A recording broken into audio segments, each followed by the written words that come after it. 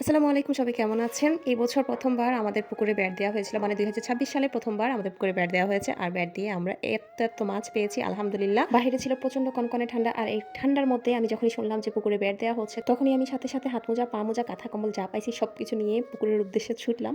পুকুরে ব্যাট দিয়ে মাছ ধরাটা আমাদের বাড়িতে যেন উৎসবের আমেজের মতো মনে হয়। ছোটবেলা থেকেই দেখতাম জেলেরা কেউ লাঠি হাতে দাঁড়িয়ে, কেউ দড়ি টানছে, কেউ বা হাঁটু সমান পানিতে কনকনে ঠান্ডার মধ্যে নেমে পড়েছে মাছ ধরার জন্য। একবার ব্যাট দিলেই বড়, বড় মাছ উঠে আসতো।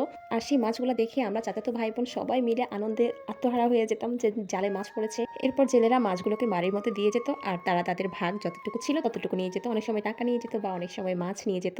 এরপর এই মাছগুলা এখন সবার মাঝে ভাগাভাগি করা হবে। মানে বাড়ির যতগুলা ভাগ আছে সবার মাঝে মাছগুলো ভাগ করে দেওয়া হবে। আর এর মাঝে যদি কোনো মাছ অবশিষ্ট থেকে যায় তখন ওই মাছটাকে কেটে আবার সুন্দর করে ভাগ করা হয়। মাছ ভাগ করা শেষ হলে এভাবে মাছগুলো উঠোনে পড়ে থাকে। প্রত্যেকটা ভাগে, ভাগে মাছগুলো থাকে। যার যেটা পছন্দ হয় সে তখন ওটা নিয়ে যায়। এখন আমাদের যেটা পছন্দ হবে আমরা ওটা নিয়ে নিব। আসলে এভাবেই হচ্ছে আমাদের এই বাড়ির আনন্দটা, মাছ ধরার যে আনন্দটা সেটা আমরা উপভোগ করি। এখন হয়তো অনেক কিছুই পরিবর্তন হয়েছে, সময়ের ব্যবধানে অনেক কিছু বদলে গিয়েছে। পুকুরের পাড় ঠিকই আছে, মাছও আছে, বেরও দেয়া হয়। কিন্তু প্রিয় কিছু মুখ সারা জীবনের জন্য চলে গিয়েছে। জীবনের তাগিদে অনেকেই শহরমুখী হয়ে গিয়েছেন। আগের মতো সেই মিলেমিশে থাকার আনন্দটা এখন আর খুঁজে পাওয়া যায় না। পুরোনো দিনগুলো কোথায় যেন সব হারিয়ে গিয়েছে। হয়তো আমার এই ভিডিও দেখে অনেকেই নস্টালজিক হয়ে যেতে পারে বা আপনাদের পুরনো শৈশবে ফিরে যেতে পারে।